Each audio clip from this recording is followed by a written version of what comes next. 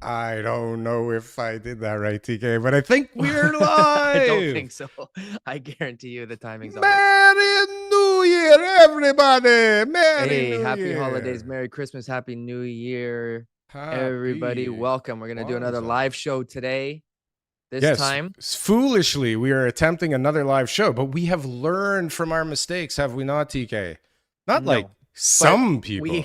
We definitely are going to try it again because you know what? It's a special day. So why not do a live show, bring some people on, gives us a chance to interact. Shout out to the people already in the comments. Shout out to Sheridan Forbes for always trying to push out the likes and the comments and subscribes. That's the kind of support we are looking for. Tom Story. Isn't he coming on the show? What's he doing Tom's in the invited. comments? Yeah, Tom, you're invited. Of Don't course worry. You're invited. You have go. Happy New Year. Pay the piper. Kasbah. Happy December 31st. Because, you know, TK, everything changes tomorrow. Like, soon as that clock strikes 12:01, everything's going to be totally different. I'm going to be a totally different person. Totally different. I'm thinking about changing my name. Although I feel like if I look back a year ago, I look like I'm at least one additional person right now. 1 year older. I am gigantic. No, that's one thing that has to change. Not tomorrow, the second, because tomorrow I plan to eat a lot too. Can do it. Now, I got to stop eating. You were on Greg Brady's show this week. Again, can you believe early it? in the morning, AM 640. You got invited back, and you guys were talking about some stuff. We were talking about some stuff that hopefully we're going to talk about some of it today. But can you guys hear us in the chat? Okay, can you hear the volumes? Okay, everybody. Give us the thumbs up. Are we good? Can we get some kind of indication as to Sheridan how just said easy on the going? holiday leftovers, which I think he's referencing the fact that you were talking about. Man. You know, getting a little bit of something. I've been gorging. Lots of gorging. A little bit of stuffing and some extra turkey, you know? Sounds good. We got the okay. We got the okay on the audio. I wonder what the delay is on the minimal. Few seconds. Video versus the chat. Oh, that I can't tell you, but audio's good. We're good to go. We got a huge lineup for you guys. We have learned from our previous mistakes. If you are here to hear people talk over each other for an hour and a half, this is the place for you. Spot. This is definitely the right spot. Now would be a great time to mention we're going to do things a little differently, more like the Tom Story Show. We're going to celebrate 6,000 subs a little early because we're like right there. We're sponsored by Vaz City Estates. Thank you, sir. Real Estate Simplified. You can win one of these wonderful, extraordinarily well-made and super warm. I can tell that these were definitely, the majority of them were made probably in Bangladesh, but these are definitely beautiful. Assembled here in Canada. Like the quality is just that much more than assembled what you're in Canada, which means they put the label on here, right? Well, I think the strings at least were inserted in the hood in Canada, but the quality is like top notch. When you guys get our merch, please don't judge our quality. It will not be as good as this from the backdoor bandicoots in the warehouses. So sorry, guys. If you want a chance, you're gonna have to be a sub. Send us a message. We got a few of these to give away, so please sub. We need like 65 to hit 6,000. Okay, we're guys, so close. Today is the day. That was the goal. 6,000 subscribers Help with us out. You guys on this show. Let's go. 6,000. Go. Start another account. Get another account. Call everybody in your house and tell them to subscribe. Double subscribe like Dawn. Triple subscribe. I was on the radio again. For some reason, they invited me on for a second time, which I think is pretty cool. But awesome. What were we talking about? We were talking about ideal developments. And I don't know if this is a big story or I was just kind of wrapped up into it and think it's bigger than it is. But they're cracking down on ideal developments. And I imagine they're going bankrupt, or they're already bankrupt on some sites. But it's a real kind of mess because they've basically stolen people's money over the better part of a decade.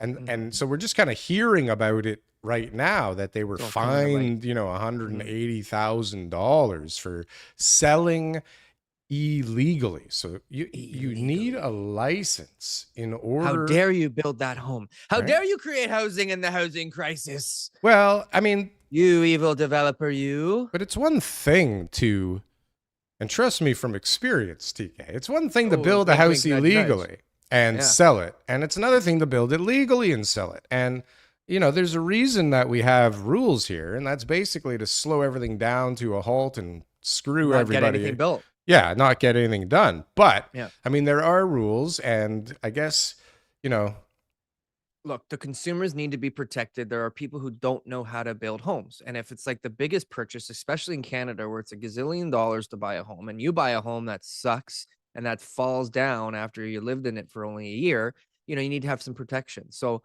Tarion is a big part of that as far as the warranty process, but there's also the licensing, you well, also but got now building there's code. Well, so what There's happened in 2021 is they split Tarion into two because it was so apparent that Tarion sucks at what they're supposed to do. And they said, you know what, you guys are not doing the job that we expected you to do. We're going to split this thing into two. Okay.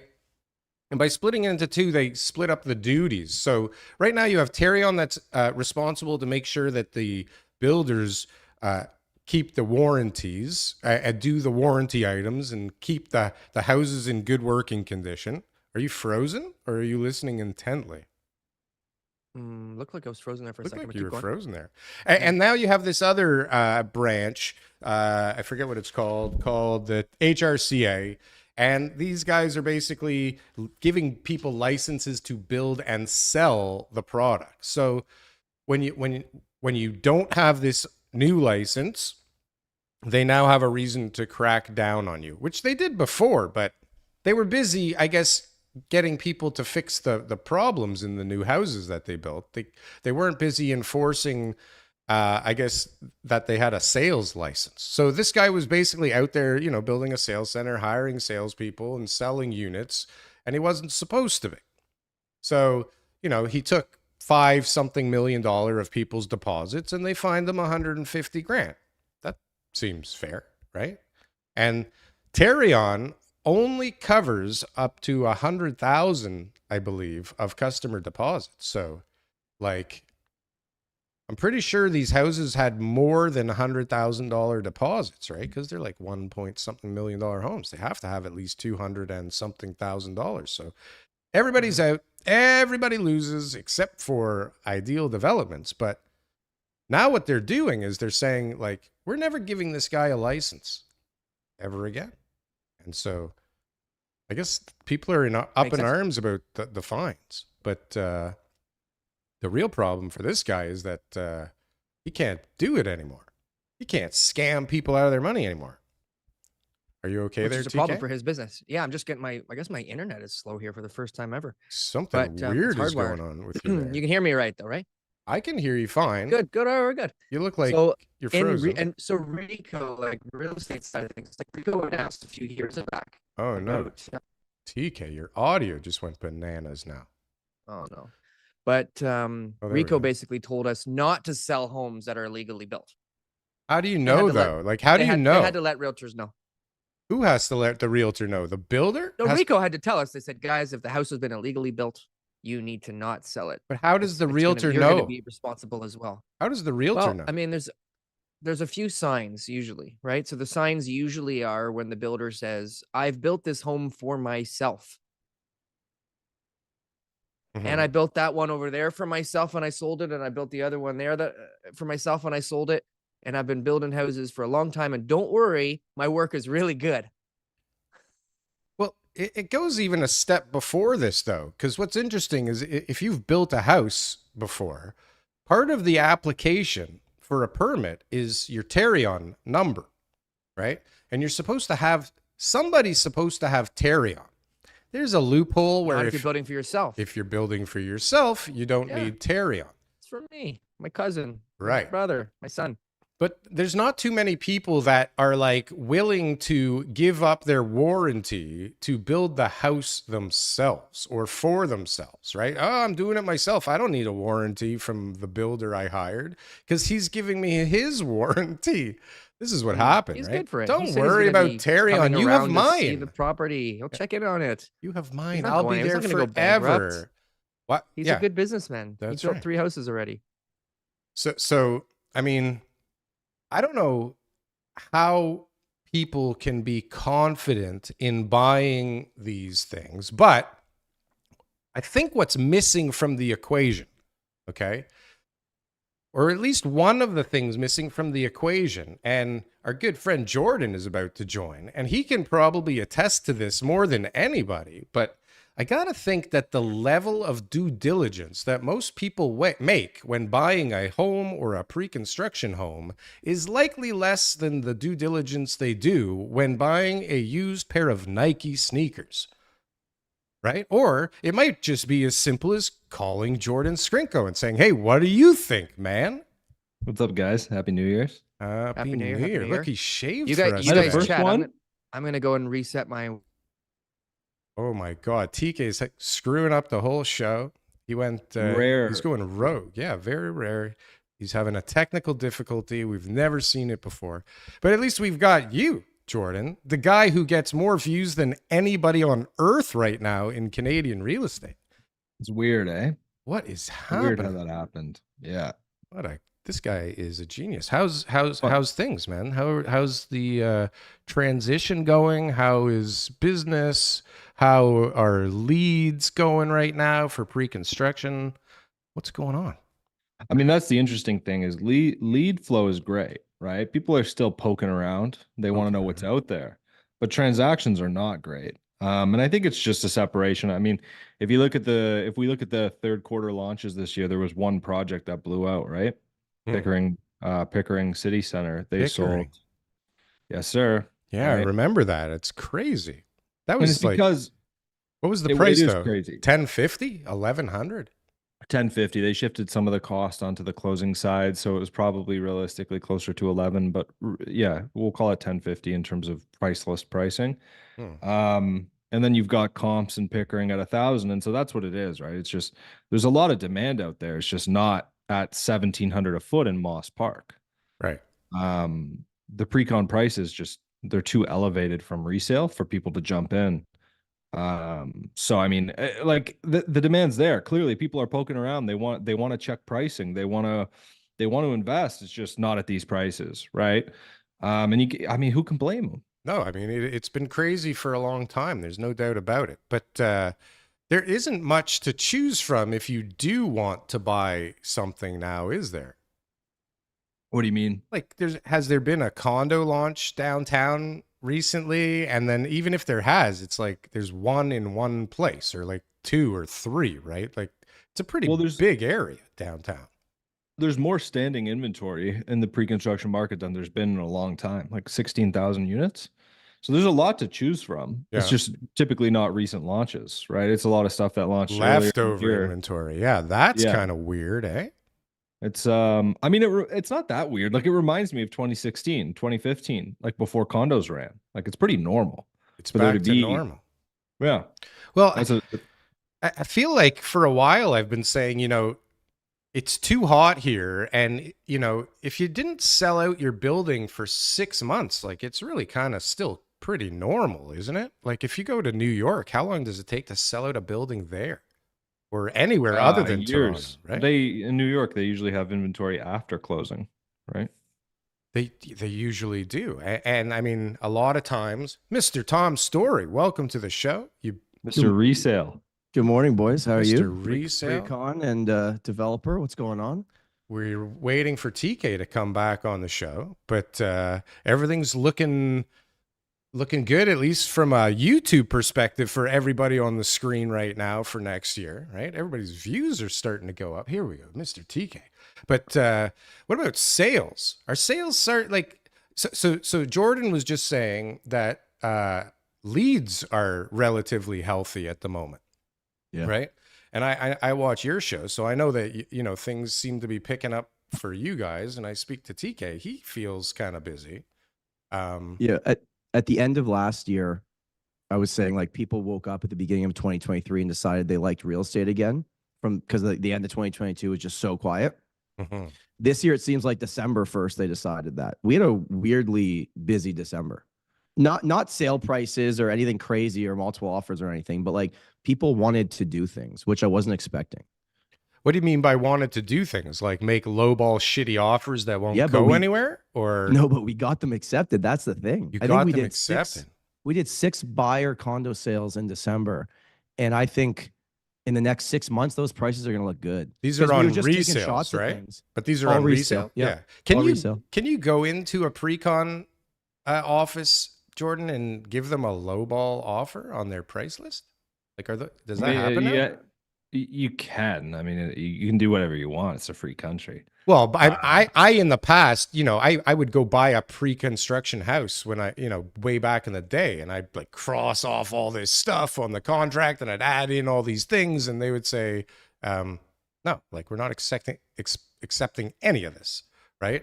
But yeah, I mean, what about like now? look, it depends. Like at Pickering City Center, they weren't accepting any adjustments on the agreement of purchase and sale. It was boilerplate, take it or leave it, no adjustment, right? So it just depends on the project, the developer, and what margin they have. If they have a lot of margin, you go into the sales office, you're like, look, I'm unrepresented, cut me a break on price because there's no commission here. Like they might be willing to do that now, whereas last year or the year prior, they would have been like, no, take a hike. But I mean, yeah, it is interesting. Tom, do you feel like people are trying to front run a bit? Because what I've noticed is we had a lot of assignments that have been sitting, right? Because a lot of times with assignments, people, they might take a low ball and lose half their deposits, but they're not going to list for that. Their asking price is never going to be that. So they're going to say listed at purchase price plus 5%, and let's hope for the best, right? And I'm like, listen, you're going to get low balls on this. You got to prepare yourself. Which is why I always say there's a return on pain in the ass. A lot of people will look at assignments and say there's no good deals. And I'm like, there's no good deals on paper. You got to reach out to these people. I mean, we just had one where the guy was listed, it was a freehold in Markham. The guy was listed at 2.2, which was the original purchase price. We got it done for 1.8.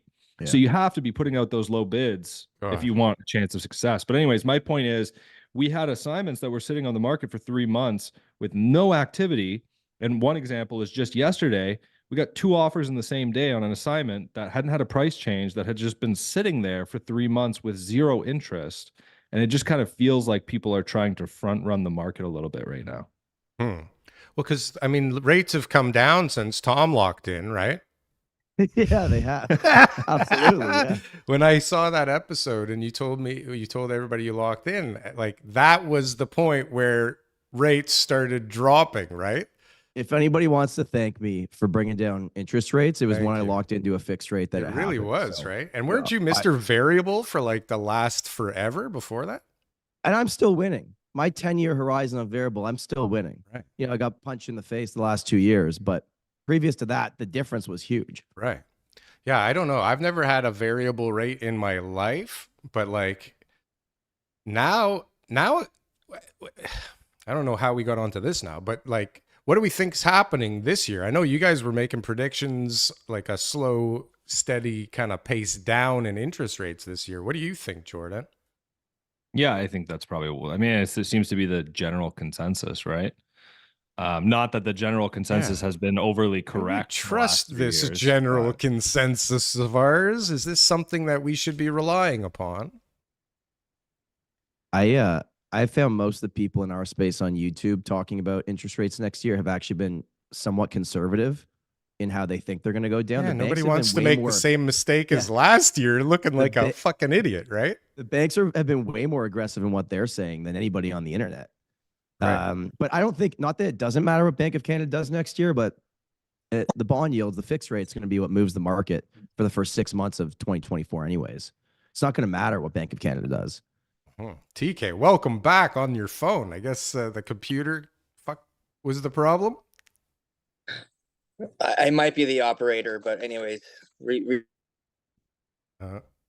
having an internet issue with our co-host here. Well, hopefully people are still listening. Sorry, where were we at there, guys? Interest rates next year. Yeah. So can I throw something into the pot in the conversation?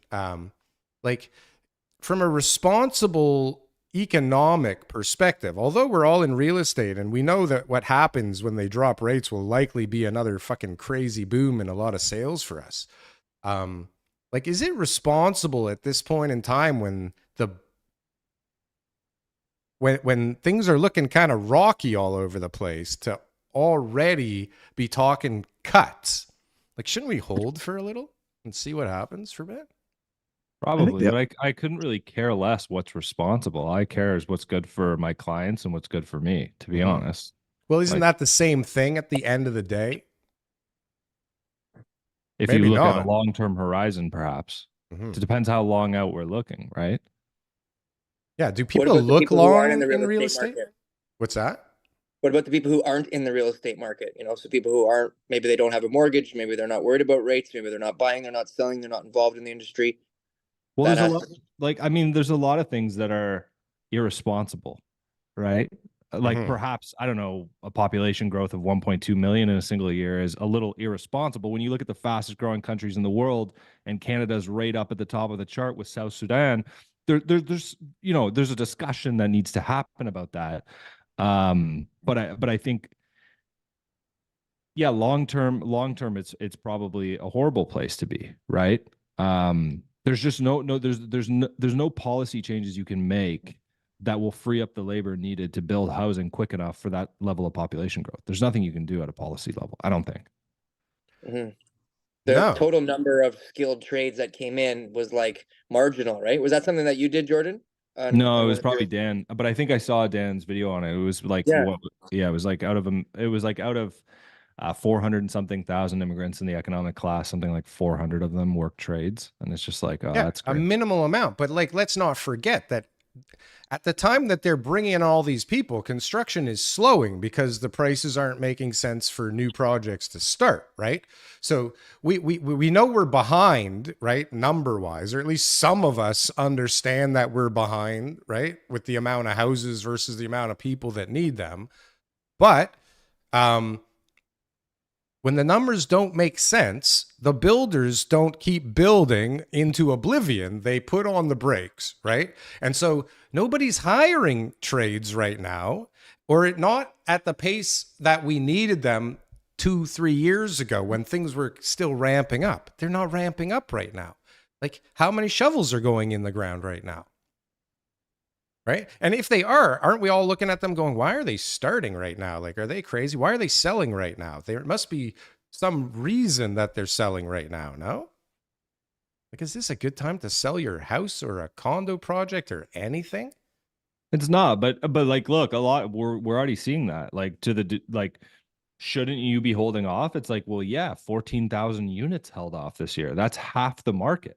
Half of the pre-construction units that would normally launch did not. So 50% of developers said no, we're not launching, right? So I think, like, the other 50%, there's reasons you have to launch, or there's reasons you launch that project instead of the other. So there's a reason that you go, you know what, we got a site in Hamilton and we got a site in downtown Toronto.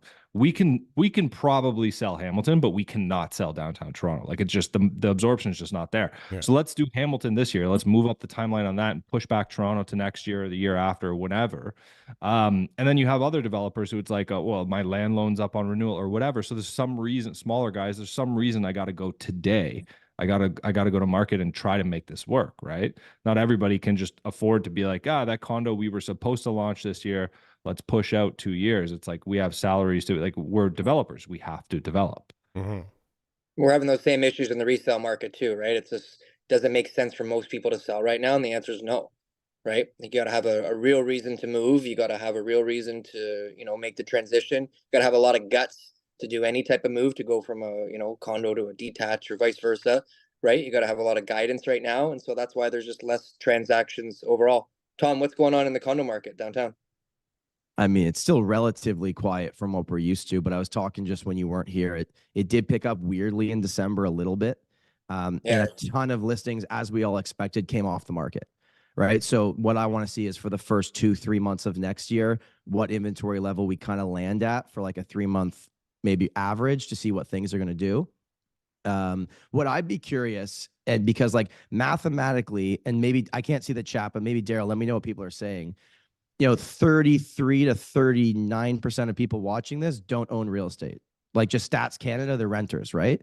Mm-hmm. So like, I'm curious, for the people that are renting right now, when you're looking, most people that I've seen online that want the market to come down is so that they can get in, which I fully understand, right? Sure. So I'm curious for renters, it's like, what do they want to happen, or what do they think is going to happen that's going to put them in a position to get in? Because if the rate cuts start going down, eventually sales volume is going to pick up, then transactions are going to pick up, then prices are going to pick up. Is that going to be good for them? I don't know. But Right. like, what end in sight do we see? If you're renting right now and you don't have a down payment, Oh, you need what a needs to bunch happen of, for you to get in? you need a flood of inventory is what you need, Right, right? but we You need a had bunch of that. buildings. No, we didn't. We had 7 months of inventory. I've never seen that much for downtown Oh. condos, and prices are only going to go down like 2% this year. Yeah, but It that's the doesn't make problem. sense. It's where they are and how much they are versus what the people that are looking for rental space can afford, right? So you take someone looking for a 1 bedroom, right? Because they want to not live in a studio or a bachelor, right? And if you're in Toronto, you're probably Like pushing, 2,600. yeah, like if you're lucky, and that place is probably not great. Although I did Rents see are some coming down. new, yeah, I did see some new rental buildings where the prices for at least studios were like, somebody might be able to afford them. But Yeah. this is the thing. They're going to even out. Rents are going to even out again. Not to say they're Yep. going to go down, but they'll stop rising for a while. But the immigrants are not all single, like kids going to school. Like there's families that need, 2-3 bedrooms, right? How much is a goddamn 3 bedroom to rent, for God's sakes, right? Like what's an Starts at average? 35. $3,500 yeah. bucks. So how much money do you need to afford that, right? But even you look at the potential new inventory that will come if the government makes good on all their promises and the track record's not great.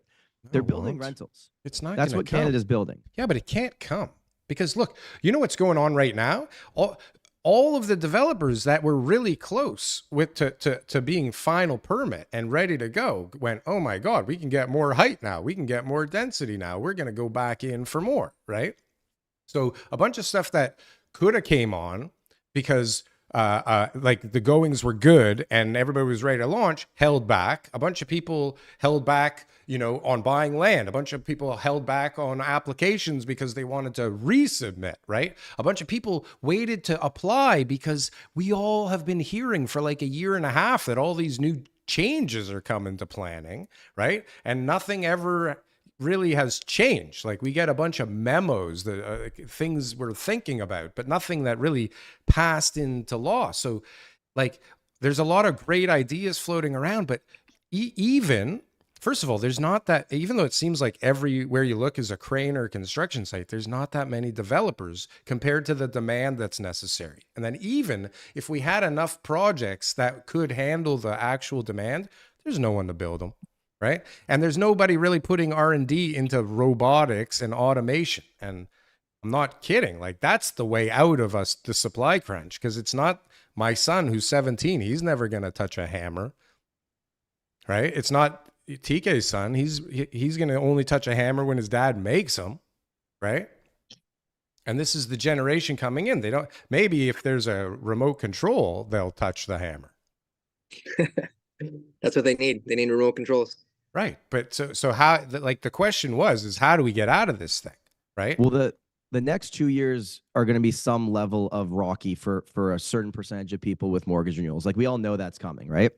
There's going to be more bank sales than we've seen. It's probably not going to be to the level people think, but there will be that. So we had the housing minister of BC on our podcast, and he talked about his Homes for People plan. Or no, that was Stop showing off, Tom. All right. Yeah, sorry. Housing minister. We're good guys. On your podcast. Hey, we But get wait, Jordan wait. Skrinko all the time, But but like But wait, Jordan gets more views anyways. But he gets more views in one video now than we all get in a year. In a year, yeah. but anyway, but then we had an economist from BC on going over their plan where they're just everything is like you can build 4 units. It's everything. Eventually Ontario will probably copy this, right? And his models as an economist said that, okay, by the end of like 2027, 2028, if they build at the pace that they need to, they could hopefully get price appreciation down to 3% a year instead of 6%. And then another 10 years Beautiful. if people build. So there could, again, the models aren't usually right that often, but Wow. even if we can get it down to 4%, it's better than 6%. When you're compounding at these prices, it can get out of hand pretty quick, right? So it's like the next 2 years they'll be paying. After that, though, if we don't do something, it's going to get bad again for people. Like in terms of price acceleration, how's it not? Well, but that's what happens if the rates come down too soon. I know. Right? And then it's like, Yeah. oh, great. Now we got to do this again, right? Because they're going to have to hike again. And so it's like, if we just be reasonable for a little bit, right? And let this thing kind of fix itself.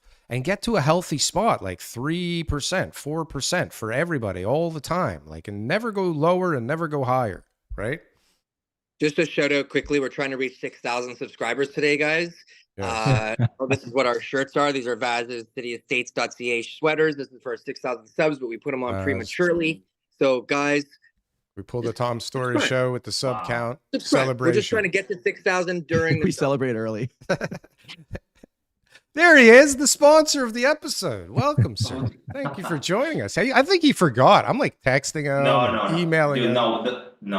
I would never forget, man. This is the highlight of my life right now. You took all this time to make sure your audio was worse than TK's? Was that the goal? Is that what happened?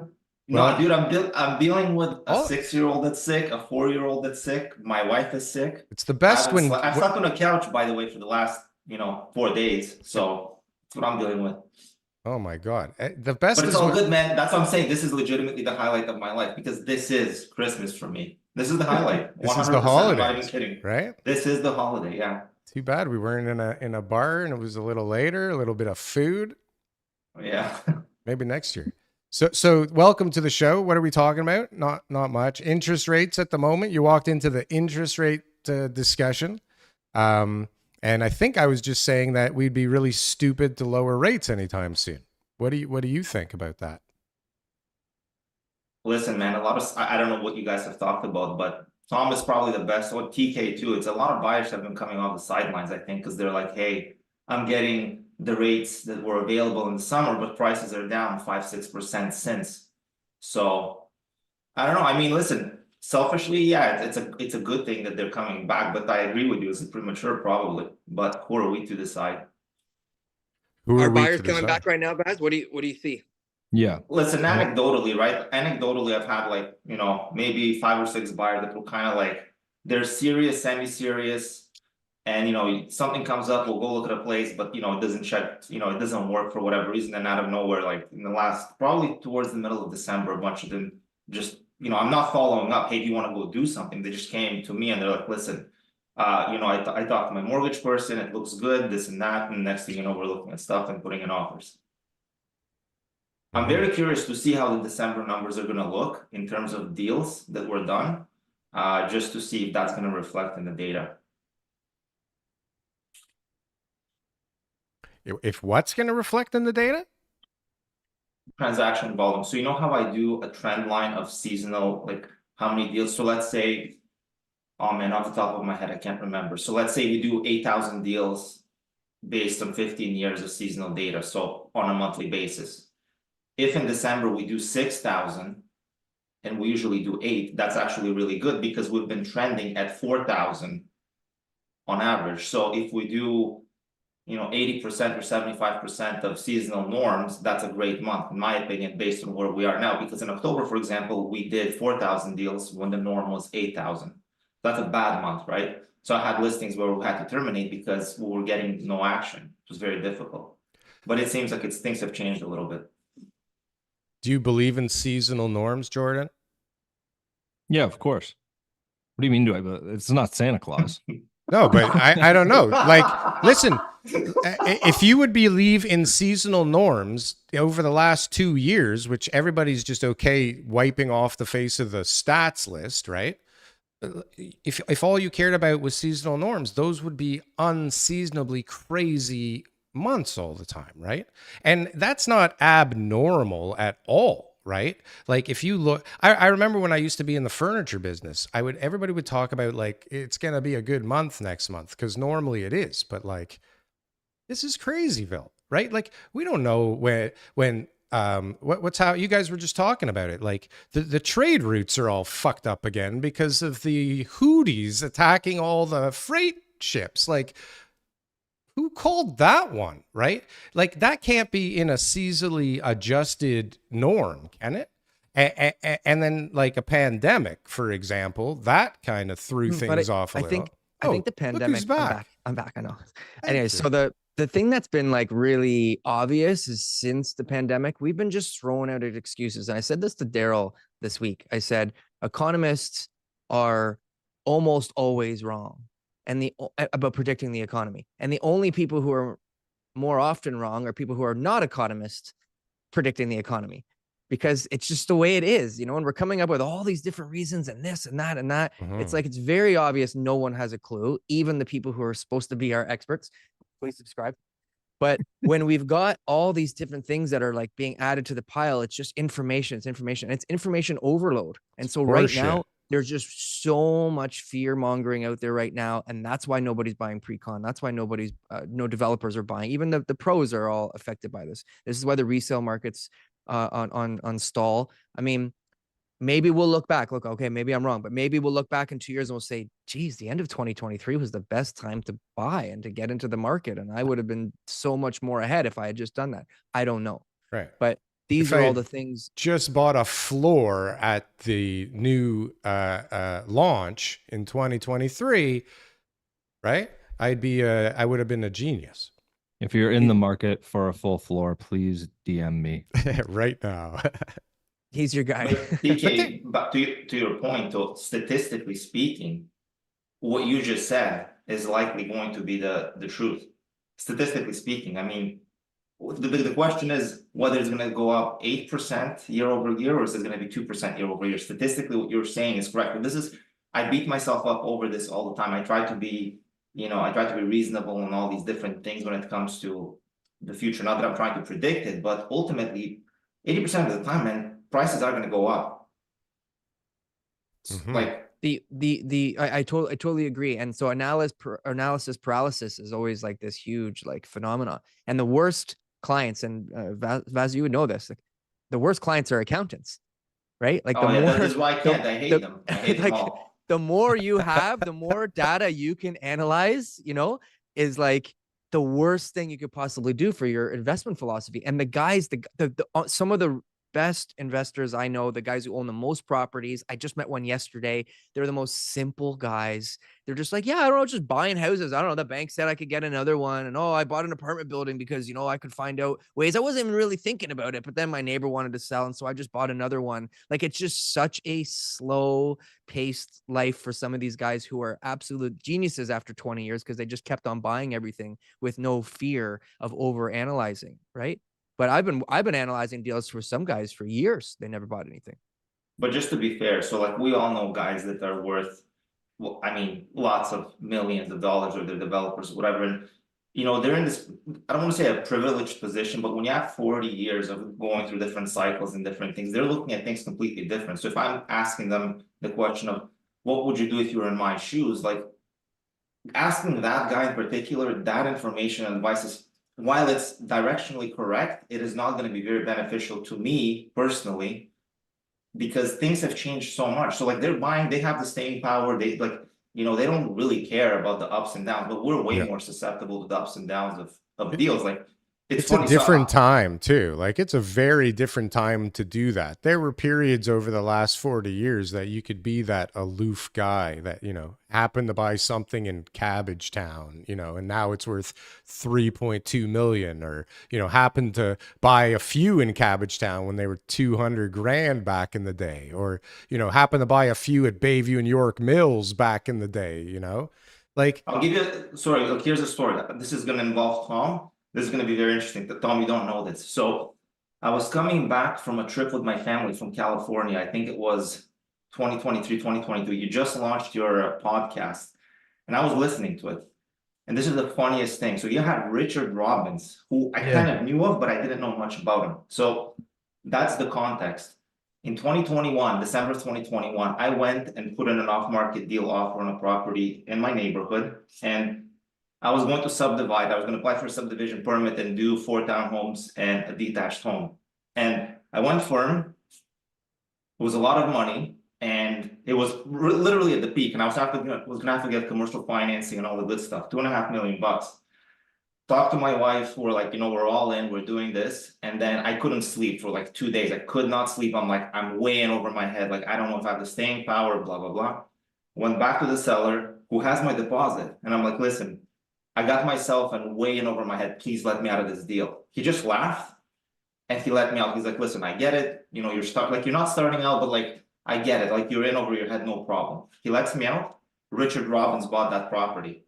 And it was funny because on your podcast, he was talking about how he bought this property, and then the neighbors were really happy because he wasn't going to develop it because the neighbors did get wind that I was going to do all these things. So it was just kind of funny. But anyway, like I did that, and had I gone through with that deal, I wouldn't be sitting on this podcast. I'd be working probably at McDonald's on my 17th shift because I'd be like completely screwed right now. So that's what I'm saying. Like the advice is just, you got to be very careful, man. It's a very different time. And I think we're operating at way higher leverage points right now as well. So I don't know. People are getting What did he wiped do with the out. property? Oh, he's chilling. Like he has the staying power. He bought an amazing property that he has. It's He's their running his it's their business out of company it. office. Yeah. It used to be like a hospital way back when. Like the property has some crazy history. Lots It's a of heritage babies were property. born in that Yes. property. Oh. That's Yeah. good. That's good luck. You know, that's good for the future. Yeah. So he Long bought life an of the that's an amazing property, and probably, you know, he's gonna be done with it, and in the future you will be able to do what I wanted to do. Maybe I was thinking about it too prematurely, but that deal would have wiped me out right now. Because you were dealing with commercial loans, floating rates, and it was right in December 2021. So funny because, you know, a different seller would have, you know, tried to sue the shit out of you, right? For trying to Well, I back out of the was gonna deal go through- or yeah, I force was you to gonna go with it, through, though. right? Which would have just probably been a whole other nightmare for the seller anyways, right? So that So he sounds was like it about worked to out. list it worked out, but because demand was still so high, he knew he would be able to sell it. Because again, we were in peak FOMO. Like I got myself in. I was just proud that I was able to get in on that deal before a guy like Richard. That's my holy accomplishment. That I was in before these good old boys. Because these guys have the money, I don't, but I still got myself in there. So that's the learning. At least you know how to pinpoint the property. Now you gotta figure out how to close the deal and do the deal and hang on for dear life. Yeah. It's a skill, trust me. Listen, my mentor back in like 2007 was like, go, go, go, man. Like I just sold my first house and he's like, go, get two, go, go, go. So I did. And then like what happened, right? Creamed the market. Nobody knew anything was coming. Nobody knows when things are gonna come. Everybody, you know, there wasn't this kind of talk about things and analysis like we have now. You couldn't go on YouTube and get any of this stuff back then, right? There wasn't the over analysis. You had to rely on like AM 640 news for what was going on in the world and news on TV.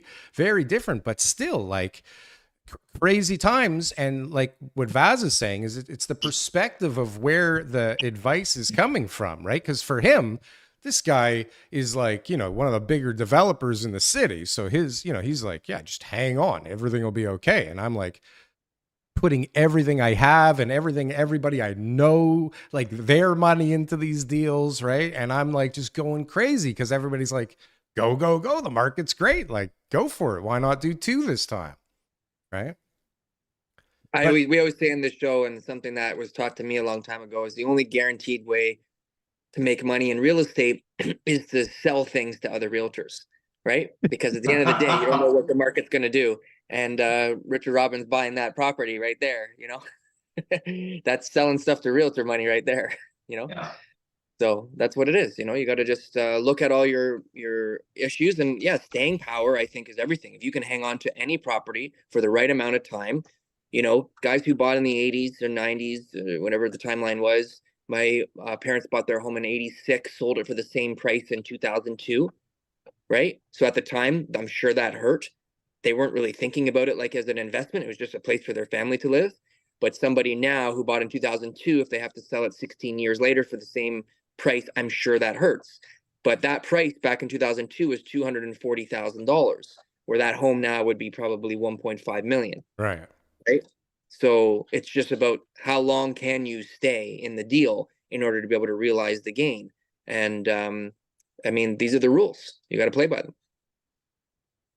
So do we feel like things are gonna come back if they hold rates and drop rates like relatively responsibly? Like I know we're all kind of being standoffish with our predictions, but like there's people out there going, yeah, 4 points this year, right? Or 2.5 points this year coming down. Come back to what? Good question. Like just like feeling like everybody's busy and things are moving and like what would be normal, I guess, right? Because Because we went from 20-year high in sales volume, or highest ever 100-year high, and then 20-year low within 18 months. So we never really get to set nicely in the middle. So even if it comes back to relatively not great sales numbers, it's going to feel like the market's picked up. Oh yeah. Just like it felt crazy when it slowed down. have we shed a bunch of realtors yet? Do you Well, notice? maybe you see You can hold your prices double license. now. Yeah, You I can think hold your we license. have. You I think we have? Yeah, dude, I- because I got 3 Ubers in a row and they were all driving Teslas, and I'm like, you're probably a realtor. Right. No, but for real, are we I think we must be adding. We I mean, added whatever we lost. in my No, but opinion. maybe we haven't lost it like in the numbers and the people giving up their licenses, but you've probably lost it in the people waking up every day trying to actually do this for a living. Mhm. But Yeah. they've kept their license. I hope, yeah, that would make sense. That there's people who decided not to sign up, right? mhm. Well, there's the fee we have to, like, I already paid that, what is it, $2,000 now with those Like $2,000 benefits? this year, yeah. So I figured maybe that would be the indicator, but I don't even know, can you get that data? I mean, is that even public? I don't know. I don't know. think I don't even know if Humber it would matters, though. release that. No, it matters big time because we need there to be less realtors. We need But there it will to. be. There I will did be. a graph once. What I did is I pulled up in the US because the data is more readily available, but I just looked at price increases to realtors joining like becoming realtors. So there was like a 6-month lag. So as prices increased, there was like a direct correlation with realtors, the aggregate of realtors increasing, and same on the way down. That So makes sense. it's I don't know, man. I think Toronto, Tom brought up a good point. I think active realtors will decrease, but I don't think we're gonna see that in the data anywhere. License. Yeah. Are we seeing like less assistants or administrative, or like is this new realm technology making a difference? Or I No. don't know. Like I feel like everybody's still hiring people, even though it's slow. Like it's so weird right now. If you talk to somebody in the furniture business, it's like really not good right now. But most other businesses seem to be doing okay, other than real estate. But I mean, try and get a contractor now. The timeline's maybe a little shorter, but they're still busy as hell. And they're charging stupid prices. I'm going through that right now. I couldn't believe how long I had to wait. You need to hire Vaz. He's obviously free labor. He puts up like posts for people, and Yeah. Give he him a built that listing. whole thing behind them with his own hands. He forces You his know what? kids to do it. That's my therapy, man. That's like working with my hands and like houses, and that's I built so many things that for me that's therapy. But back to one thing you guys talked about. I spoke to a few people that left my brokerage, and I was wondering why they left and where they went. And what was interesting is a bunch of them actually joined other teams. So they were individual agents, and they went on to join other teams because I guess business was drying up. They don't know how to generate leads. And that's obviously that's probably the most important part of being a real estate agent, and the one that I think a lot of us, like I'm learning it, I'm trying to figure it out, but people went on to join teams. That was Yeah. interesting. Applications to our team skyrocketed in the last 6 months. Skyrocket. What does that look Yeah. like as a percentage? Like we're getting 3 applicants to 3 or 4 every single week now. To Whereas join the before team? Wow. before we were getting like that in a month maybe. And are these new-ish realtors? Or are they seasoned? All over the board. People from other successful pre-construction teams who fit, because the thing is, like, I track ad spend very closely, right? And what you'll notice is like all of the top platinums essentially cut their ad spend to 0 in the last year. Like none of them are running ads, right? So if you're on a team and you rely on lead flow from your team lead, or that's just traditionally how the business is done on the team, and suddenly they're not providing you that lead, you're looking for another team, lead right? factory, right? But who are the people who are like, if you're leaving a team already, and you weren't able to make it at a team who's quote unquote a top platinum team, what are the odds of that person being successful at another organization, right? Yeah, the odds are pretty low, and that's why our acceptance rate has been pretty low. Yeah. And you see it a lot, right? People who switch teams every 6 months, and it's like, I want no part of that. Like, you're looking for a silver bullet. You're looking for this place that's just going to hand you on silver platter, like a done deal. Like, that doesn't exist. Like, it's always hard work, right? But I mean, there's a lot of those people who just got into this business who thought it was going to be easy, and now are confronted with the fact they've signed up to be a salesperson for the rest of their life, and they're like, oh, like I actually have to talk to people all day. I actually have to respond to emails. I actually have to go out of my way to try to do something, you know, above and beyond what other realtors are doing. That doesn't sound very fun. You know, they were watching Selling Sunset and they're like, this is what being a realtor is. That's right. $1 million listing, right? You just have to the wear clients. nice Clients are there. clothes. Yeah. Drive around. Yeah. So, but I mean, it was kind of like that here for a lot of people for a long time. Like you had those characters that were really not doing much, that were like not that they hadn't at some point in time. I mean, it does take time to build one of these wonderful teams that we see all over the place, right? Like Frank Leo didn't turn into the Frank Leo team overnight. Like he had to do some good stuff first, right? And then he had to, you know, You had to building be a just a decent person and make sure you're not getting screwed. Because Well, look that's- how many people have been thrown under the bus in the last year. Realtors, especially getting involved with like the war and different things like that. Like reputations get ruined so easily. right. It's crazy. Well, Cancel culture is here. but you know what? You can try canceling somebody for the wrong reasons, like a good person. It doesn't stick, okay? Like the people that are getting canceled for the most part. First of all, we're talking about Canadian real estate. Like who's really getting canceled? Who sees any of this shit anyways, right? Like there's plenty of customers for the people that get canceled.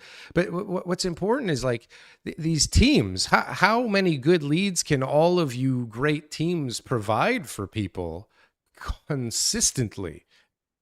Like, how is that even a thing? Like, where are all When these? when the market changes, things change, obviously, right? I mean, and like it's the same thing investments. Like when the market's going up, everybody's a genius. Oh, I got all these great opportunities. I'm making all this money. And then all of a sudden the market changes and now those same strategies didn't work anymore. It's the same thing in any business, in any era, in any type of economy. You know, you're going to have things that work better in certain markets than they do in other markets, right? And so you have to be willing to change, and you have to be willing, like Jordan said, work hard. If you gave up all those basic fundamental things because things were coming easy to you, now things aren't coming easy anymore and you're struggling because Right. you're not doing the most basic fundamental things in order to be able to generate business for yourself. Right. Okay. So Jordan, like, let's just say my daughter's looking for a job at a pre-con team, right? Like a good one like yours. What would she need to be able to show you for you to be willing to take on like a newly licensed broker these days? Like what is beneficial to a team leader like you? So if someone's newly licensed, we just don't give them leads. They have to buddy system with one of our top reps until they're good enough, until they know the product well enough to go out on their own, right? It doesn't even matter. What about hiring them? Like what gets you to even give them that opportunity? Like you're saying, you get 3 people a week, right? Yeah. So my favorite thing to do, I don't interview anymore. We have someone who does that. But when I used to interview, my favorite thing to do was I would print out a list of 20 people who had recently registered on the website for different condos. And I would give them the information on the condos. And I'd be like, study this for 30 minutes and then call this list. Right. And it's crazy. 90% of them crumble. Right. They're like, you want me to call these people live right now? Like now? I'm like, yeah. Like on the phone call? Calling from pre-condo, you requested information on craft residences. Like I wanted to give you an idea of what the project's about and what's available. You give them and a it's script? Just funny. No script. No, just call them. Just call them and be friendly. You're not trying to sell them something. Just give them the information that they called for. See if they have any questions about the information that was already provided to them. Like just do a job. Are these like old shitty leads? Like you're not burning good leads, right? Yeah. We have a lot of Daryl, this is the so I'm a student of Jordan's targeted ads I guess strategies, and they're phenomenal. And I used to think the same way. Are they good leads, bad leads? It's honestly the whole thing is irrelevant. Like there is no good or bad. Like it's just like every single lead, something could come out of it. Just you can't have the expectation that it's immediate or anything's gonna happen. Especially like for example, I focus on downsizers. Nothing is immediate. I think I had one that like we transacted within 30 days, but that was completely like fluke. That was random. So, but what he's talking about is it's amazing because calling is very like one thing is to call and another thing is to call and be good at it. And those are two very different things. But people just have a hard time just overcoming the first hurdle of actually calling. But then the other thing is actually being good on the phone. And being good on the phone is not selling me this pen, but creating potentially getting an appointment for either a listing or a buying appointment, or potentially setting the stage for one in the future. Yeah. Without being, annoying. When I first started in the development business, my mentor said, call everybody that owns a site with a development application and try and buy their site. And I was like, really? Okay. And I just did it. And it was the scariest thing in the world. But most people don't realize somehow that, like, if you can just get through the fear of cold calling, like, you become a superhero, right? Like, that's the real answer. If you just keep making those fucking calls, like, consistently, whatever it is, like, your success rate is a direct result of the amount of calls you put out into the universe, right? Yeah. And it's funny because everybody here has overcome the fear, like making video, getting on video. Like that was very challenging for me. And like I was like, and then you realize that nobody cares anyway, and it doesn't matter how stupid you sound, you just have to do it. And I find actually, not to sound, this is gonna sound kind of stupid, but I think the less intelligent you are, the better it is for going out in public, because you just don't care. You don't look at the nuance of how people might be judging you. Sometimes you're too smart for your own good. We're like, oh, I said this is wrong. You realize no one cares. Literally, no one cares. These are the principles behind our show. Don't share the secrets here, Vass. Okay. Yeah. Well, yeah. Anyway, so I think except for Jordan, obviously. Twitter cares. Yeah. Twitter does care. Ugh, Twitter sucks now, doesn't it? Is it just me? So bad. I feel Isn't it like X? Twitter sucks, or X, whatever it is. Yeah. So bad. So bad now. Well, Well, there are agents that actually pull leads from there, which is, I'm not going to name names, but there are people that get business from there, which is amazing to me because I don't know how, but they do it. Like I can see like from TikTok or Instagram. I can tell you. or I can YouTube. tell you how. You want to know how? Yeah. I can tell you How? how to pull leads from X right now. Okay, start being super bearish. mhm. But That's those it. people are not going to transact, though. You think? Do bears transact? Eventually- I think They'll they pay do. 30%. Eventually, under, they actually. do. They could be Okay. sellers. Yeah. They Yeah, could I be mean- sellers. They should all be sellers if they're really bearish. Right. Yeah. They should all be ready to sell every piece of their real estate. I did 3 days of Twitter and I got out. I said, okay, that's enough of that. So you guys are brave. But what's going on with the YouTube world? I mean, you guys are all on YouTube right now. What are we seeing in the YouTube? I mean, are we all tracking now higher? Are we getting more and more views? Is it a bigger audience? Are people more interested in real estate right now? What's going on? I think Jordan's getting all the views, and we're just crawling behind him. Yeah, But, everybody needs to figure this one out. I But I we had our don't best know. like a month ago. Like, I mean, everybody's growing right now, right? Yeah. I've noticed like ever since the Canadian news thing, and I don't know if it's technically on Google yet or if it's just Facebook, but whenever that came into place, my views skyrocketed. Maybe because we're Canadian content creators, whatever the algorithm's doing on the back end, it's pushing our stuff more. Yeah, you feel Interesting. like that? Never thought that before. Yeah.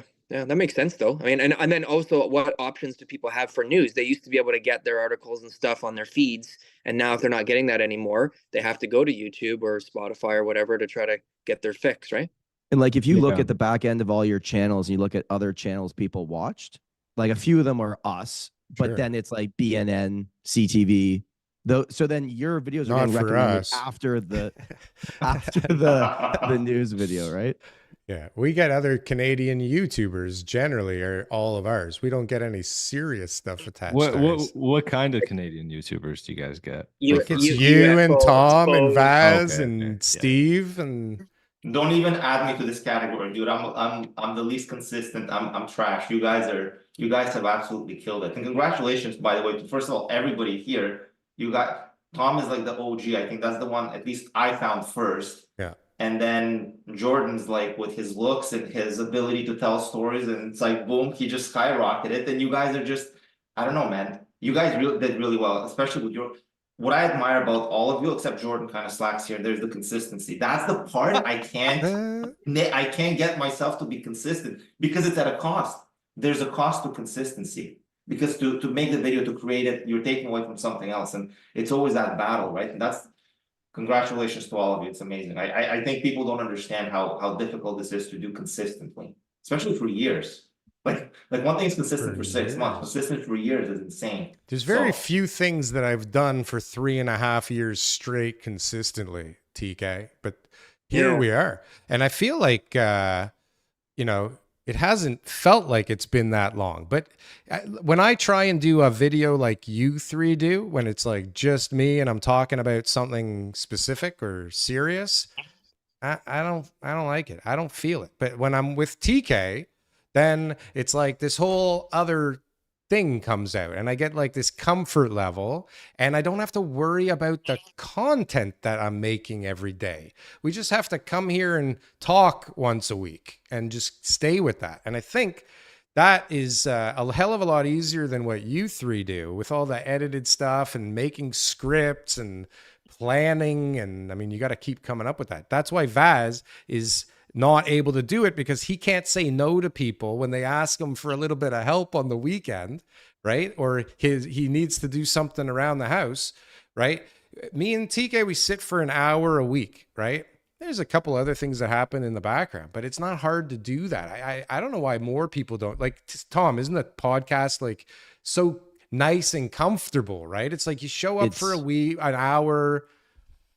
An hour podcast takes an hour and a half of total production. A 10-minute video could take 3.5 hours of production. It could take multiple days. Yeah, It could Depends take how deep days, you're yeah. going. Yeah. Right. Well, Right. And that's the struggle. Those 10 minutes are 4 hours for me. And it's like sometimes maybe 2, but you see it in the quality of the video that it just, you kind of like winged it or whatever. right. So maybe what I've noticed everybody this should start a year- podcast.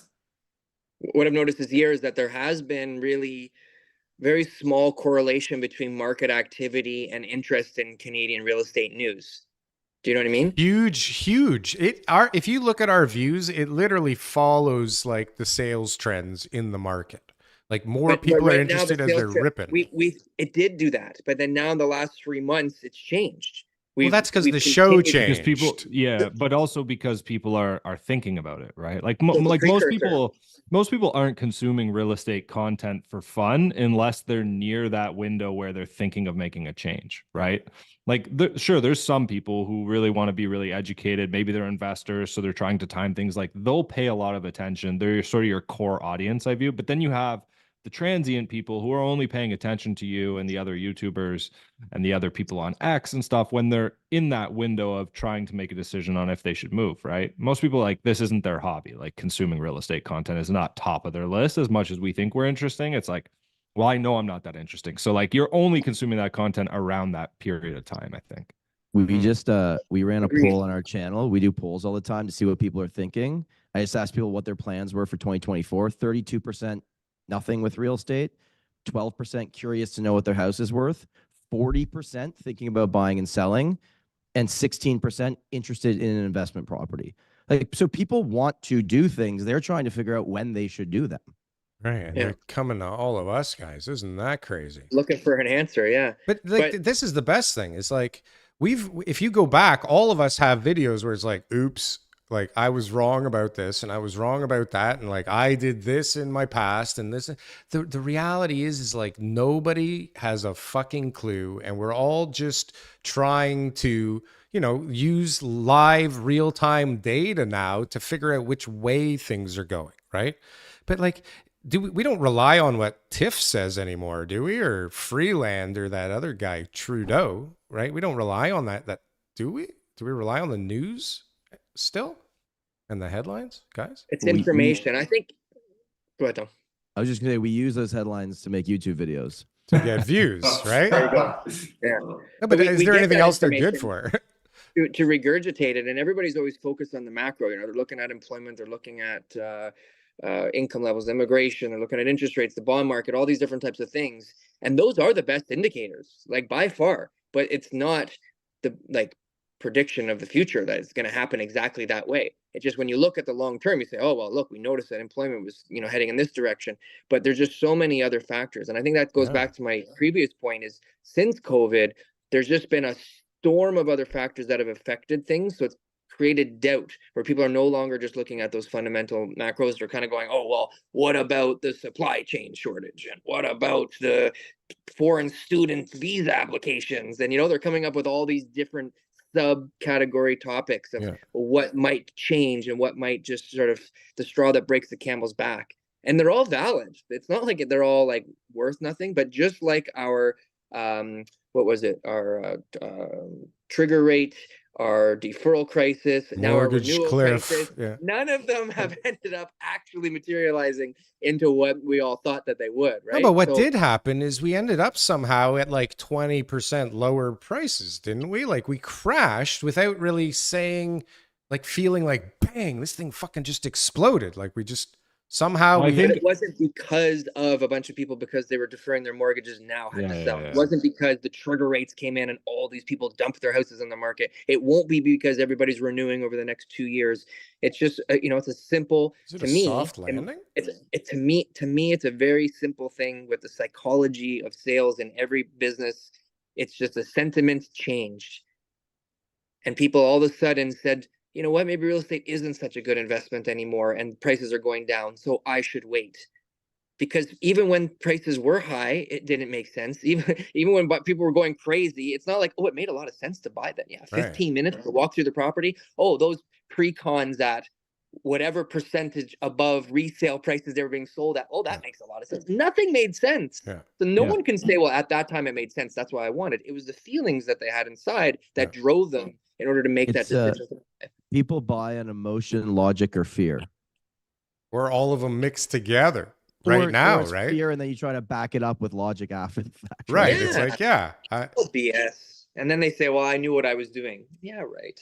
You bought because the opportunity presented itself. Your neighbor knocked on your door and said, hey, I'm thinking about selling. You had extra money lying around. You thought it was a good time to buy.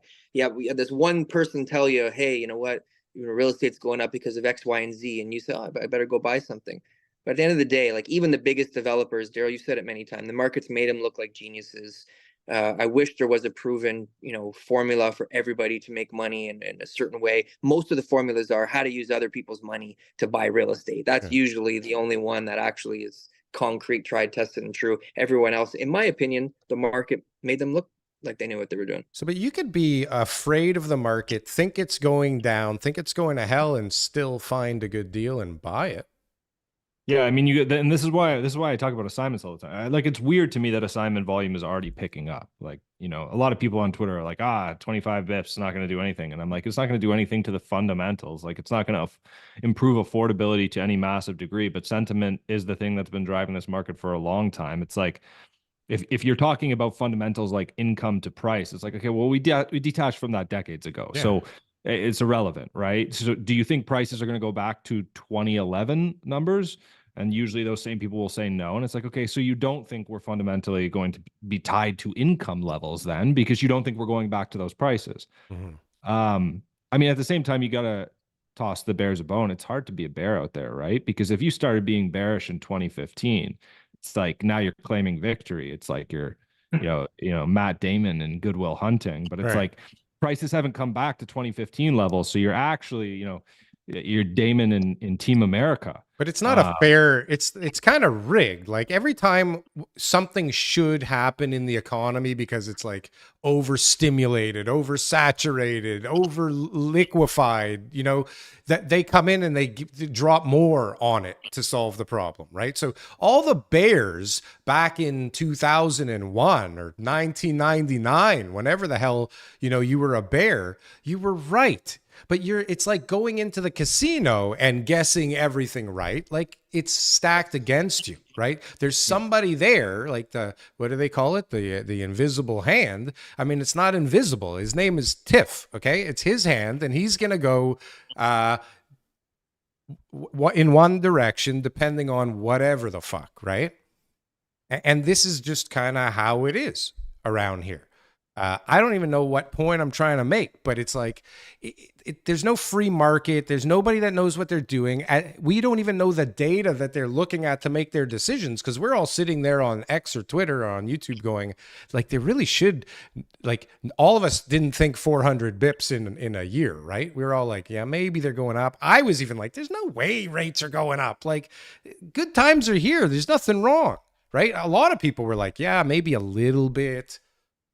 So, like, why is anybody listening to anybody about anything, right? Other than just like, this is why I like podcasts, because it's boots on the ground now. It's like people talking about what's really just going on around them. And I can make my own logical deduction based on what they're saying, not based on a stat that somebody got 3 people bought houses in wherever and now everything's going to hell, or unnamed source from Hamilton said, right? Like, this is what people are making decisions on. But like, no, I want to listen to Vaz or Jordan or guys like Steve Saretsky, like or dislike, agree or disagree. I want to hear what's going on in the market. TK, like, what a resource all the time to hear what's going on the street all the time, right?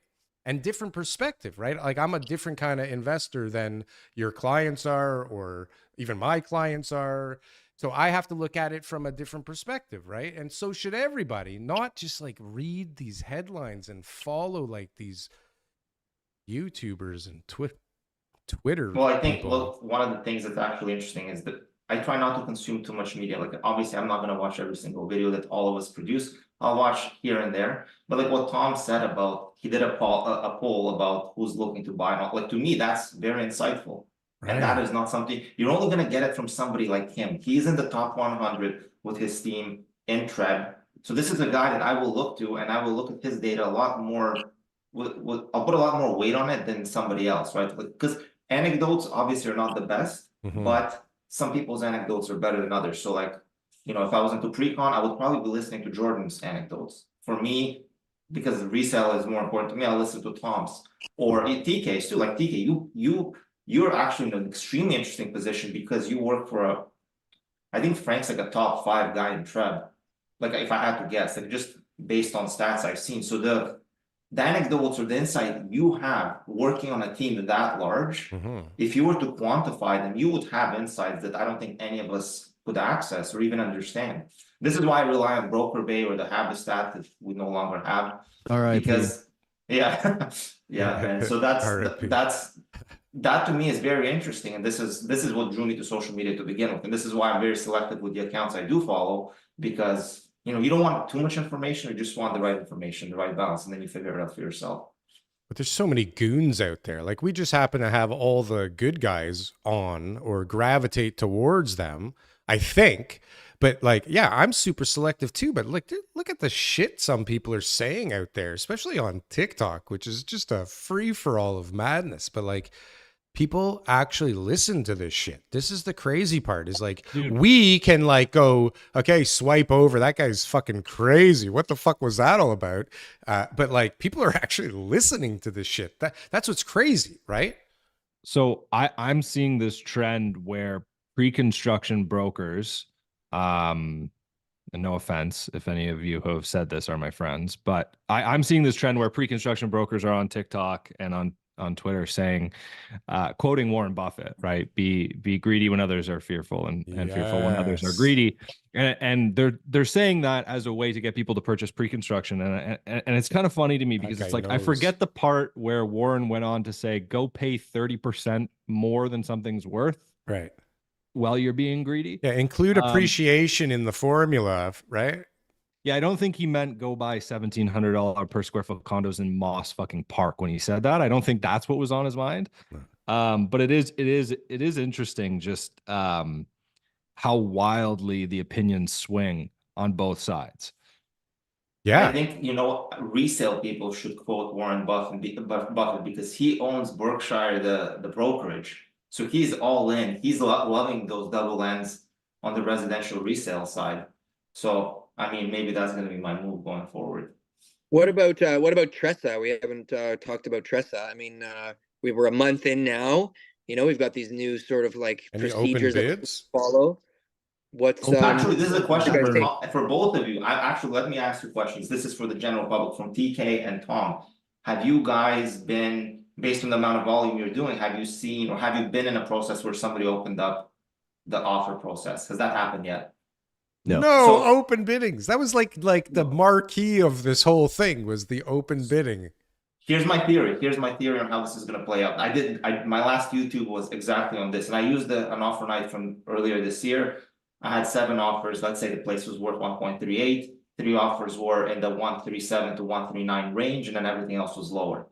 So in a situation like that, I think somebody will be more inclined to open it up halfway through to squeeze another 10, 20, 30 grand out of these offers that are very close by. But then if you have a situation where one offer is 1.38 and then 2 offers are 1.25, then you don't really want to rock the boat with that high offer to make them feel like they overpaid relative to the other offers. So I think the way it's going to work out is if the offers are close together, people are going to start opening it up to squeeze more money out of it. And then if you're too far apart from the top offer and the rest, people are not going to do anything. That's my theory. And I want to hear what you guys say, because Tom and TK are in the perfect position to kind of walk us plebes through this thing, how it's going to work. I think a lot of sellers, once they see that, like right now, it doesn't matter because most properties aren't getting multiple offers. So open bidding is not really happening. But when things do pick up and it comes back, I think at the beginning, everyone's going to love it because we want transparency, and some people will pay more just to know that it was fair. Right. And I think sellers will start seeing the data. And we've interviewed someone behind one of these companies, open bidding companies. And in the States, the open bids are selling for 7% more than the closed bids. Makes sense to me. So I can only use anecdotes like bring a trailer. Jordan, you know, bring a trailer with the cars. Open bidding on cars, and these guys always on average will sell cars for a higher price. But it's kind of crazy to me that sellers can change so you can start it as an open bidding or start it closed, then halfway through the seller can just go, well, now I want to give out this information, and you can pick and choose. I guess, you know, it's your asset. You should be able to do whatever you want. But they should have had more clarity on, like, if you start one way, you got to keep it that way. But we don't have enough like evidence yet to see what's going to happen. Yeah, and the issue with any of those stats, I mean, I smile when people say I sell for more money than the next guy. Or fuck you. Our method sells more. Like, they're all different properties sold at different times, different ways, and stuff like that. There is no metric that could be used. The only one is percentage above sold over asking. So you could say, you know, percentage of list price. You know, I sold for 107% average, and the average is only 98. I'm 8% better. Well, if your list price were 10% better, it means you sold for 2% less than everybody else.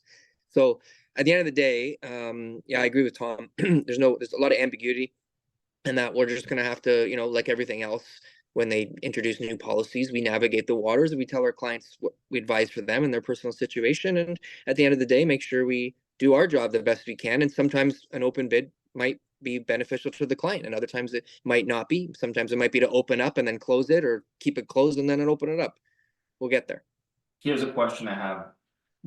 On the buy side for Tressa, if I'm a buyer, I can put a clause in my offer that if the seller was to choose to open it up, I rescind my offer because I don't want the details of my offer disclosed. Okay, so I saw this clause, and for the life of me, I cannot figure out under what circumstance as a buyer would I want to put that in. Why would I put a clause in there to eliminate myself out of the process? Like, I just don't understand. And I don't know if I've thought it through from different angles, and I just can't figure out why would I put this clause. It's like, I want the house, I'm obviously bidding on it. I may not be the highest offer, but why disqualify? Like, if my price is firm, this is my best and final, why take myself out of the race? Just leave it as your best and final and move on if you don't get the property. I guess I don't understand why you would rescind or pull your offer if the details of it are shared. Like, it's not your name, it's just the price and whatever the seller chooses. The reason they have that clause is, you know, let's say I make an offer and it's 200 grand over asking. I don't want them to shop it around. So I put that clause in, so then that way they can't tell people what my offer is, because it's 200 grand over asking. Maybe people aren't expecting that. And so I want a way to be able to null and void my offer, so that way they can't just go and get someone to pay 201 or 202 or whatever, right? So I see why the buyer would want to do that, but at the end of the day, you know what, the seller's going to pick the best offer. If you're the best offer and you got that clause, then maybe the seller will say, well, I'm not going to open up the bids because you're the best offer anyways. But we'll tell the agent, man, you know what, we were going to open up the bids and everyone was chomping at the bid, and oh, you know, you're so lucky. Like, all these agents have these little dialogues during multiple offers, what you say to the agent, or after they won, we had a higher offer, but they had a condition on the sale of their property, you know, so we decided to go with yours. Like, I've heard it so many times now, you're just like, it's obviously BS, right? But at the end of the day, the sellers decide. And, you know, if you put that clause in, you know, it could lead to the sellers not wanting to work with you. It could lead to you saving some money. There's too many variables, but at the end of the day, I know why buyers would do that and why an agent would recommend it. And I know why lawyers are coming up with little ways to navigate Tressa and to try to get their way to, you know, show their clients, you know, why it's favorable. But at the end of the day, it's an open market still. Nothing's changed. Nothing has changed. Why? The sellers are in charge. And why do we even price things? Like, why don't we just put everything up for auction and see, and put like a reserve, like on eBay, like, you know, Why the fuck is it like this? Well, why do we put a price that is generally meaningless to most people involved in the process? Sometimes it's not even a guide, the price. Because, and this is not my quote, this is directly from Keith Roy in Vancouver, everybody believes in affordable housing until it comes time to sell your own property. Mm-hmm. Because if you put a reserve and someone matches it, but you could have gone to open bidding and gotten 100 grand more, you'd be mad at yourself. But like a 'Cause that's secret your- reserve, like in the A background. secret reserve? Yeah, like you put a reserve in and then you put it out there and see what happens. Won't the market take it to the place anyways? Like, does the price change what ends You're up giving buyers happening? too much credit. They're not that educated on But pricing. that's where realtors are supposed to come in, is You're giving realtors too educate. much credit. Well, I mean, okay. I guess I You can just broke his stop brain there. I mean, yeah, you just broke my Yeah. brain. Yeah. I Right, think the pricing is no very reserves, the no reserve stuff. Like again, I'm just going based off of cars, the car model, because like listen, some of these cars sell for like what Toronto real estate sells for. Well, the car It's- market is like totally No, I'm just We, talking we like do it. perfect. the No no problems reserve- there. the no reserve works if you're testing the market. But most people coming on the market, they're not testing. They're commit. Like once you've made a decision to sell your house, you want to just sell and move on. Yeah. So the most effective way is doing it the way we're doing it, I think. Rather Well- than no reserve, test the market, that didn't work, relist, start again, try this. How many like people came through that could never afford it? Like it's not like they're just looking on the screen, they're gonna come through your house. Do you want 70 people that can't afford your house to come and look at it under the false pretense that they can actually afford it? Like it's not exactly the same thing, I don't think.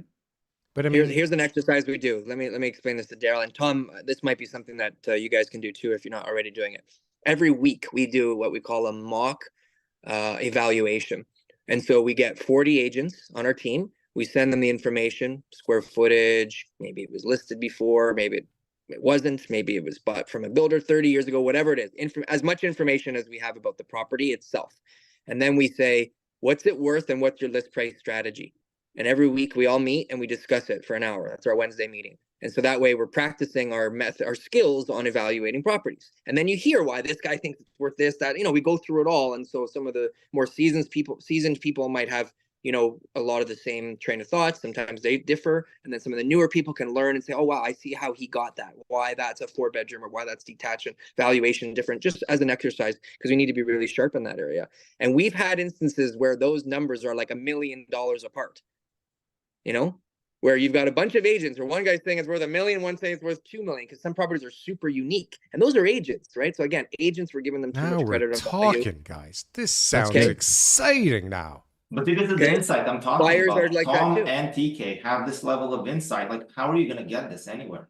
Like what you're talking about right now is like I'd love to be a fly on the wall just watching something like this. Especially I'd want to see how the variations are between the seasoned guys versus the less seasoned people and how do you even arrive? What is the right number at that point? And then are you holding don't. people accountable? Just- Like for just example, like- when it not Just like accountable, when a but do property you have sells, lessons? until it sells, you're not wrong. Like no matter what I say about what I think this property's worth, unless you've got an offer with a check and the buyer and it's firm and they close, what is price? Price is nothing. It's all That's what I'm fugazi, saying. Price is nothing. It's in the air until it's there. Price is nothing. No, Tom's shaking his head. Okay. I'll share a quick story here. So the 2 weeks I ever spent on Twitter until I realized it's not the place for me, some guy screenshotted something I said, another realtor actually, and like really gave it to me. Okay. And the comments were all over me and basically said, this guy is bragging about how many showings he's had on this condo. I was hired to represent the seller to get them the best price. That's literally my fiduciary duty, right? So the last one sold for $550. This was when the market was bonkers, right? Things were going nuts. I could have listed at $550 and I could have got my client $550. I listed at $499 because that strategy was working and I gave the seller an option of what strategy they wanted to take. We got 18 offers and it sold for $693. But I was getting called an asshole because I'm trying to do what my contract says with the person that hired me. Sure. So it's just like these conversations. Try that was building when it was going- something. Like developers are the devil in this city. But our mock evaluation project would have said that condo's only worth $550, 100%. Right. Yeah. right? Right. But And then it on sold the for on the $629. down, So exactly.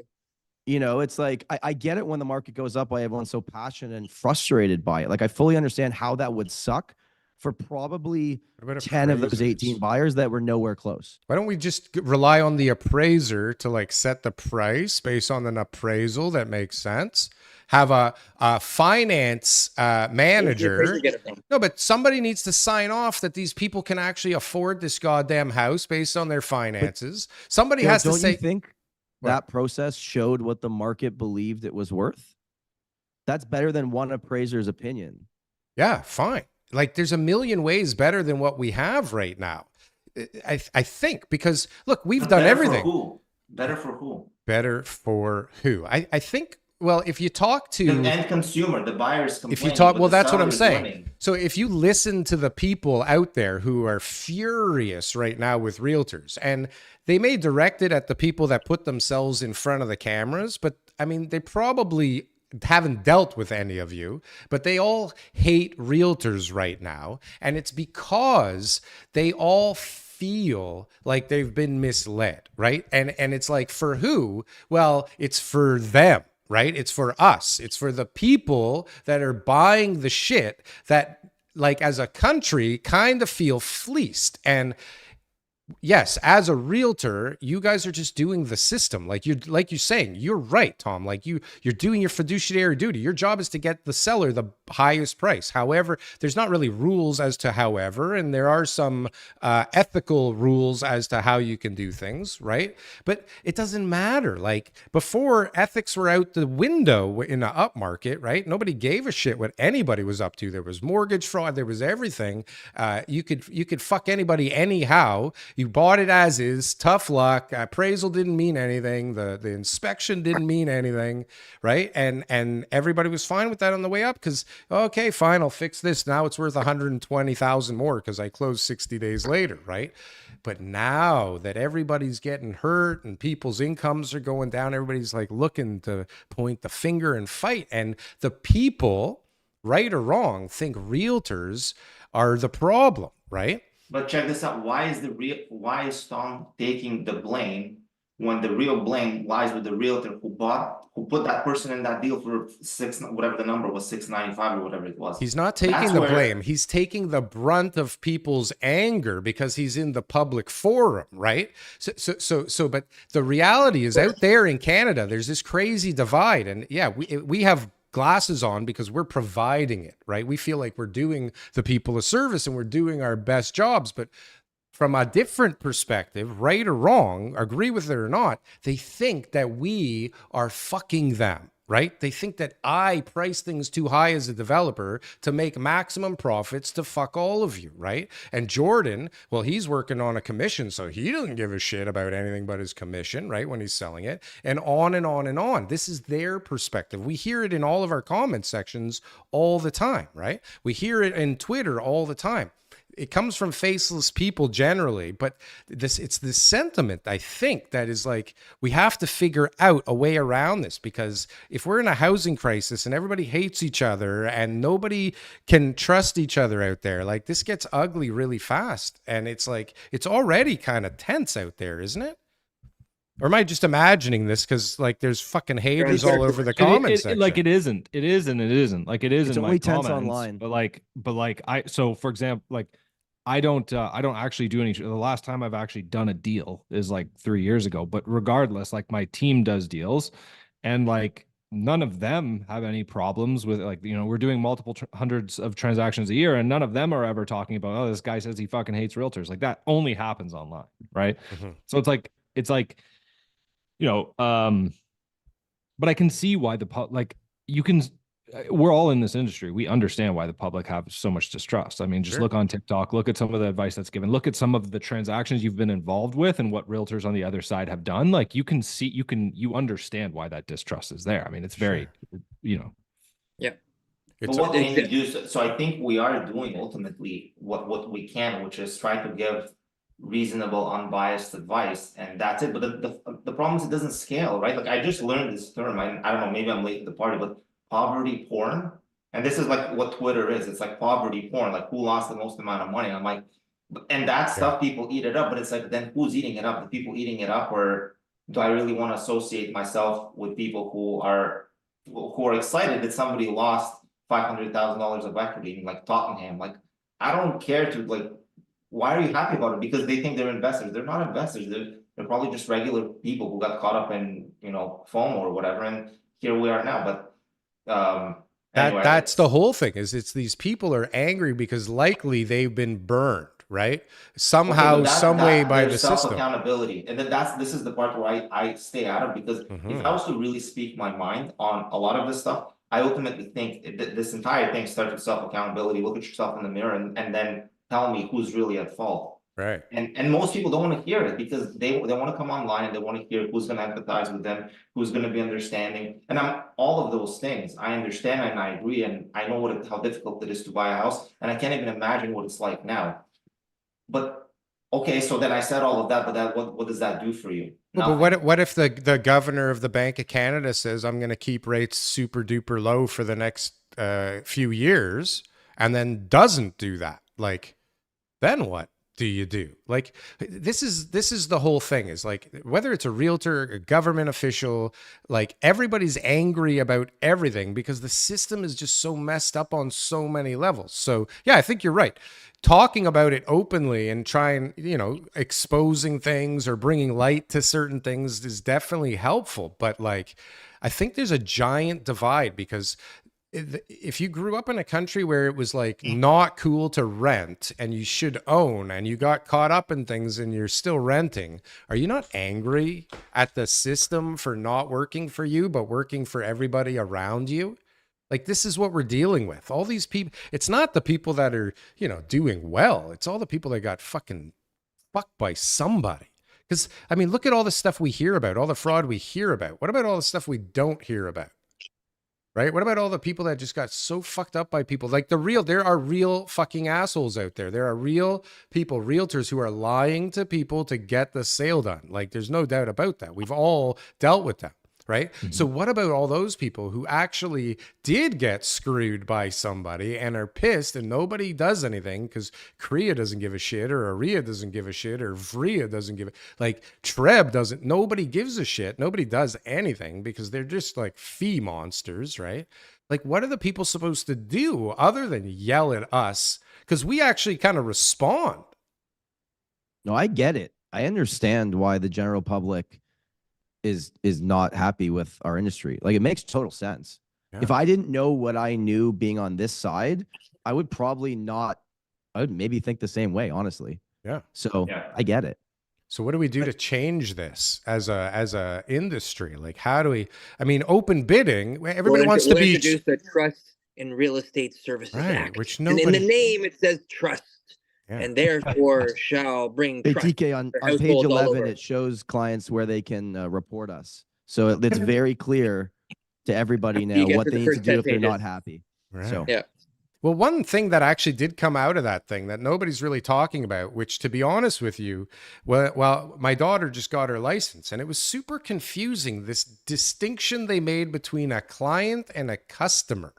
Right. And she kept coming to me going, Dad, like, I don't get it. And I kept saying, I don't know, maybe call TK, because I can't explain this one. But that's part of the changes, Darryl. That's part of the That's what I'm saying. Like, but nobody's talking about any of this shit because it seems to all be completely irrelevant to most people. Because nobody would click on that YouTube video. No one would click on your YouTube but they'll video. click on Tottenham House loses 500,000. That's with right. A big red arrow. Realtor scams client out of deposits. Everybody on this, well, except for TK, but at least three of us are analyzing Jordan's thumbnails over the last like month and a half, right? Oh yeah. Trying to figure out what the fuck he's doing. Yeah. Well, gentlemen, once again, thank you to all of you. Vaz, thank you for sponsoring our 6,000 sub campaign, which maybe we've hit by now. I doubt it, but no, we didn't. This should be the episode that does it. So we're celebrating now. We're gonna hit it sooner than later. Happy New Year, guys! Happy New Year's! Happy New Year to everybody! Happy New Year, everybody! Tom, thanks for joining us in our skits and having a fun time. Jordan refused emphatically. Thank you. Probably a smart move. Very smart move. Vaz, we'll have to get you in one of those. Everybody, go back and watch the Clips channel. Go and watch all of the skits on the Skits channel, because I went back TK, these skits are fucking gold, man. And the old ones, They're only gonna get better. but like they're more relevant now than they were when we put them out, because there's a genius writing these scripts back here in the background for $5 a week in Bangladesh. Gentlemen, again, Happy New Year. Thank you for your contributions to society and to our show. As always, we hope to see you again next year. TK, thank you for being prepared with your tech this lovely morning and lovely afternoon. 2 weeks in a row. My pleasure. And Vaz, please get yourself a mic. With all that money that you're making, charging people for side jobs on the weekend, get a fucking mic for God's sakes. And if you're still watching this thing and you have not subbed, like, what the fuck? Honestly, like, you're just a dick at this point, right? It's just ridiculous.